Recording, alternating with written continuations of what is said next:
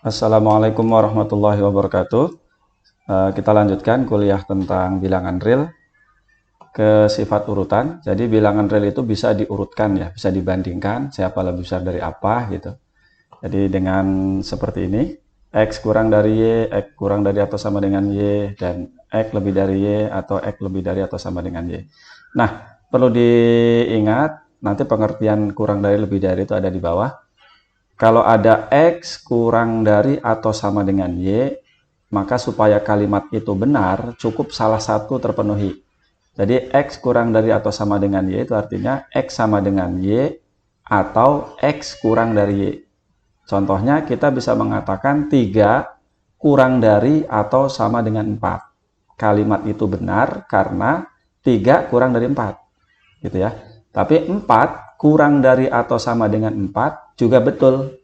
Karena 4 sama dengan 4. Jadi salah satu kondisi terpenuhi maka kalimat itu benar. Begitu juga yang lebih dari. Nah, sifat urutan itu mengatakan jika A bilangan real maka hanya satu dari kondisi ini yang berlaku. A-nya positif, A-nya sama dengan 0 atau A-nya negatif.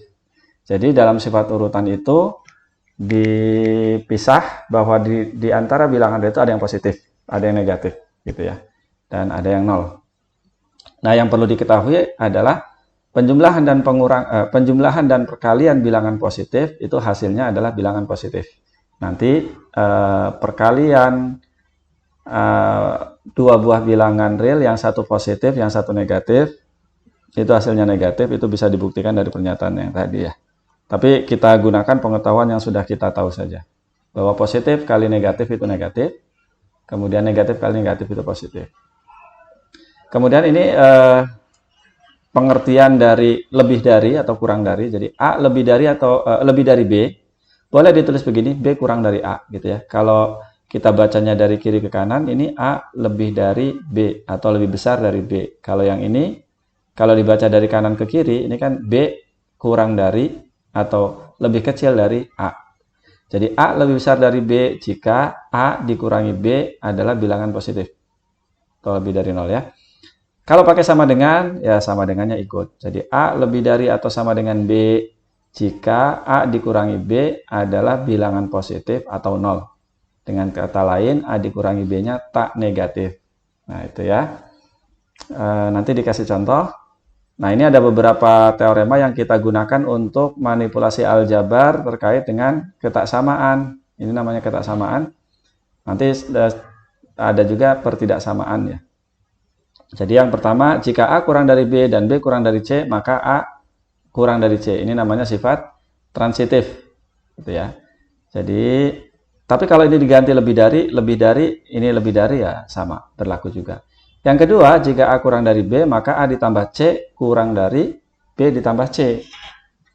Jadi, ketaksamaan ini tidak berubah kalau kedua ruas ditambah bilangan yang sama. Kalau tidak disebutkan A, B, C-nya bilangan apa, maka maksudnya adalah bilangan real ya, termasuk E, Z, dan sebagainya. Kemudian jika A kurang dari B dan C lebih dari 0, maka A dikali C kurang dari B kali C. Ya, ini juga sama, ketaksamaan tidak berubah kalau kedua ruas dikalikan bilangan positif yang sama. Tapi ketaksamaan berubah di bagian bawah. Nah, berubah tadinya kurang dari menjadi lebih dari ketika dikalikan dengan bilangan negatif gitu ya. Mungkin contoh dulu barangkali ya. Saya beralih ke whiteboard. Jadi yang tadi saya sebutkan itu bahwa kita bisa mengatakan 3 kurang dari atau sama dengan 4. Ini benar karena salah satu terpenuhi, yaitu 3 kurang dari 4. 4 kurang dari atau sama dengan 4. Ini juga benar karena 4 memang sama dengan 4 gitu. Jadi cukup salah satu. Jadi yang tadi saya sebutkan itu X kurang dari atau sama dengan Y, itu artinya X sama dengan Y atau X kurang dari Y. Jadi kata atau itu ada yang memisahkan ya, namanya inklusif, eksklusif, ada juga yang boleh dua-duanya. Nah, dalam hal ini hanya pilih salah satu. Gitu. Kemudian tadi contoh sifat transitif. Kalau saya punya 2 kurang dari 4 dan 4 kita tahu kurang dari 10. Akibatnya ya ini kurang dari 10 ya. Akibatnya ya 2 kurang dari 10. Nah, itu contoh gampangnya. Nah, sekarang contoh kalau 2 kurang dari 4 ini kan kalimat yang benar. Kalau keduanya saya tambah dengan 5, 2 tambah 5, 4 tambah 5. Ya, hubungannya tetap begini. Karena 2 tambah 5 itu 7, yang ini sama dengan 9. Jadi, ditambah kedua ruasnya dengan bilangan yang sama itu kan hanya menggeser. 2 digeser sebanyak 5 untuk kasus ini. 4 juga digeser sebanyak 5. Maka ketaksamaannya tetap berlaku. Tapi sebaliknya, kalau perkalian dengan negatif tadi ya, atau perkalian dengan positif deh. Kalau kedua ruas ini saya kalikan dengan misalnya 3 gitu ya. Saya kalikan dengan 3, yang ini ya, 2 kali 3 dengan 4 kali 3. Yang ini 12, yang ini 6, ya tetap begini. Nah, ini dikalikan 3 itu kalau ingat SMP itu dilatasi ya. Artinya ada pemuluran gitu ya. Dari 2 menjadi 6, dari 4 menjadi 12. Nah, tentu ketaksamaannya tetap berlaku. Hal yang sama untuk lebih dari ya. Karena ini juga bisa dibaca 4 lebih dari 2. Nah, bagaimana kalau ini saya kalikan kedua ruas dengan misalnya negatif 2. 2 dikali negatif 2 dengan 4 dikali negatif 2. Gitu ya. Yang sebelah sini hasilnya negatif 8, yang sebelah sini hasilnya negatif 4. Nah, ini jangan sampai terkecoh nih. Negatif 4 dengan negatif 8, ya yang lebih besar negatif 4. Maka ketaksamaan jadi berubah. Mungkin itu beberapa contoh. Nah, contoh yang lainnya biasa kita gunakan untuk menyelesaikan pertidaksamaan linier. Ya, pertidaksamaan linier. Contohnya begini. Cari himpunan penyelesaian dari misalnya 2x plus 3 lebih dari atau sama dengan berapa ya? 6 gitu ya. Nah, cara menyelesaikannya sebetulnya kalau secara prosedural kedua ruas tambahkan dengan negatif 3. Ya, kalau kedua ruas saya tambahkan dengan negatif 3, tidak akan berubah tanda ketaksamaannya. Ya. Seperti sifat yang tadi dijelaskan. Nanti dengan sifat asosiatif dan komutatif, kita akan peroleh 3 ditambah negatif 3 kan 0. Sehingga ini diperoleh 2x lebih dari atau sama dengan 3 gitu ya. Karena ini 6 dikurangi 3. Kemudian kedua ruas saya kalikan dengan setengah. Pengalinya positif, maka tanda ini tidak berubah. Hati-hati kalau pengalinya negatif tadi ya, teoremanya. Sehingga dari situ kita peroleh himpunan penyelesaiannya adalah semua bilangan real, tapi yang lebih dari atau sama dengan 3/2. Begitu.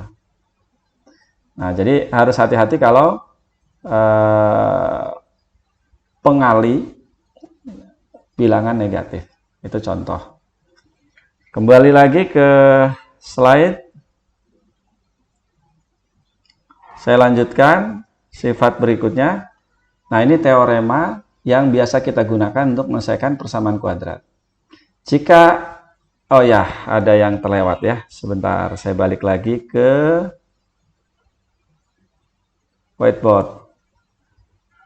Sebetulnya dari definisi yang tadi itu ya, dari definisi yang tadi kita akan peroleh yang pertama, kalau kita punya 2 buah bilangan real, X dan Y, ya, bilangan real, maka hubungannya akan berlaku begini, berdasarkan sifat trikotomi, dan X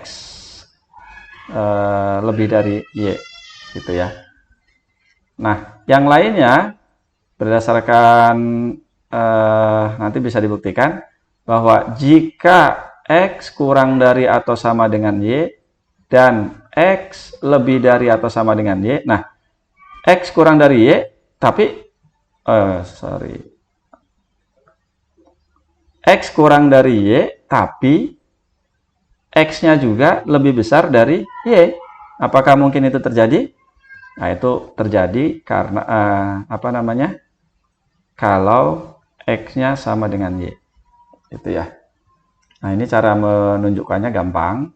Jadi tapi harus belajar pembuktian dulu lah.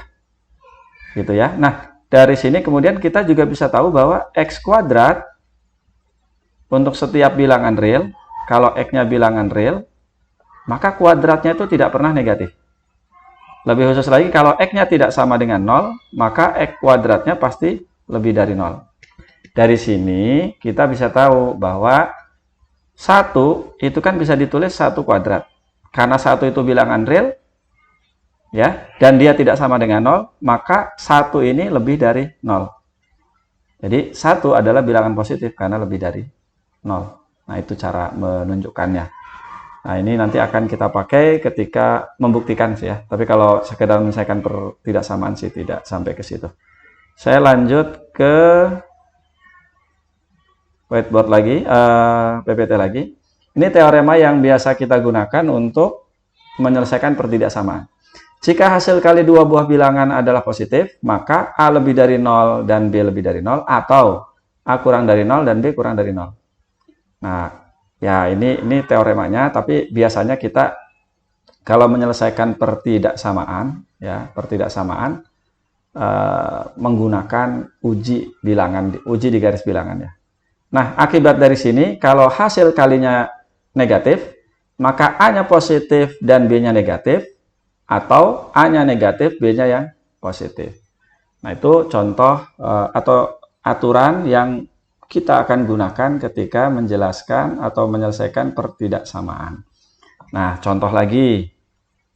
Misalnya, oke, saya beralih dulu ke sini. Ya. Contoh pertidaksamaan, misalnya tentukan himpunan penyelesaian dari X kuadrat kurangi 2X kurangi 8 misalnya ya. Gimana ini lebih dari atau sama dengan 0?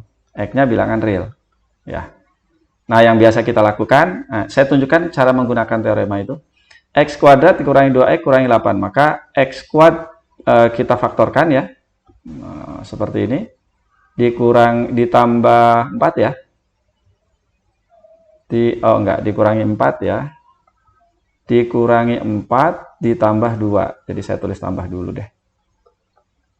Seperti itu. Betul ya?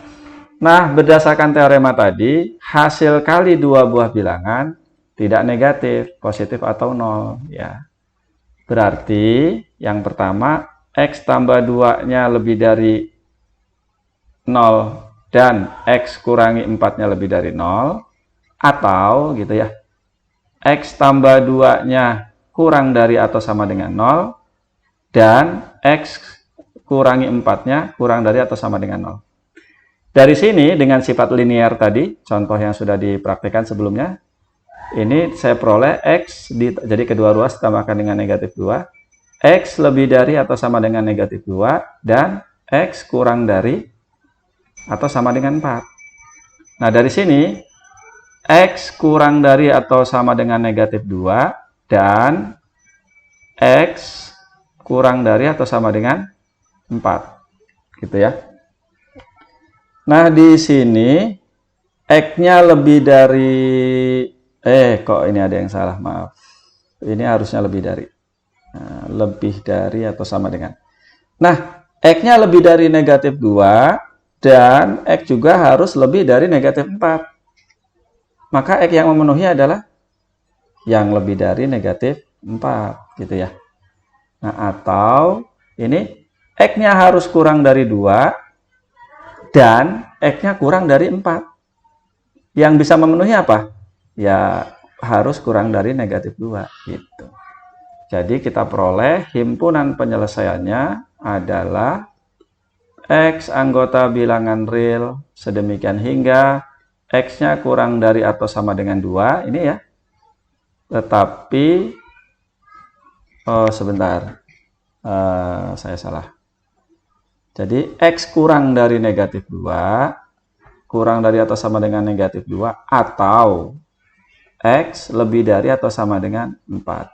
Nah, itu cara menyelesaikannya menggunakan teorema tadi. Tapi ya kita kayaknya lebih mudah kalau menggunakan pengujian bilangan aja ya. Plus 2, X kurangi 4, ini lebih dari 0. Nah, dari situ kan, kalau kalimat ini sama dengan 0, maka saya peroleh X-nya sama dengan negatif 2, ya. Dan X-nya saya peroleh sama dengan 4. Nah, biasanya kita buat garis bilangan tuh. Negatif 2, ini 4.